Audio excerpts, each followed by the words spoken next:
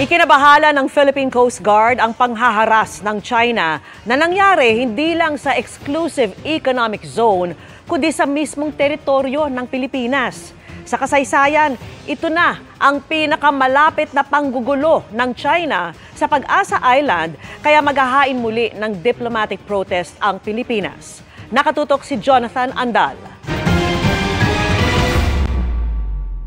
Ang pagbangga at pambobomba ng tubig na yan ng China Coast Guard sa barko ng BFAR nangyari pa rin kahit napakalapit na sa Pag-asa Island ng Palawan.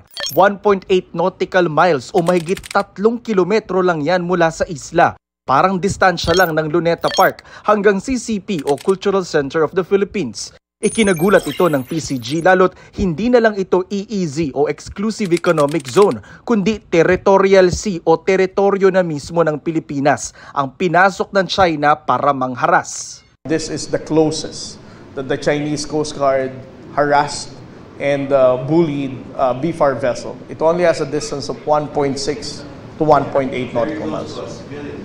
Yes, very close to Pag-asa Island. They were sometimes focusing only on Pag-asa case. Ang tanong, maituturing na ba itong paglabag sa soberanya ng Pilipinas? This is a violation of our sovereignty. Yes, because we have territorial sea dito sa areas na to. It has always been very concerning because we are dealing with the lives of the crew of the BFAR or even the Philippine Coast Guard personnel. Higit 20 barko ng China ang lumapit at pumalibot sa Pag-asa Island. 5 China Coast Guard ships, 15 Chinese Maritime Militia at isang barkong pandigma na may helicopter ng People's Liberation Army.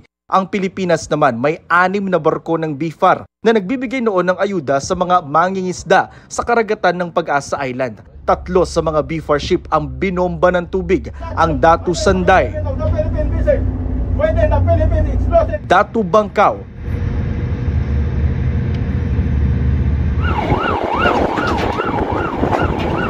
at ang BRP Datu Pagbuwaya na pinakanasapul at nayupi ang bakal. Buti walang nasaktan sa mga Pilipinong crew. Pero nasaan noon ang mga barko ng Philippine Coast Guard? Well, yesterday we don't have Coast Guard vessel in Pag-asa. We have BRP Melchora Aquino patrolling the vicinity of Skoda Shoal yesterday. And then we also have 2 other 44-meter vessels in other areas, one in Recto Bank and the other one is in Union Bank.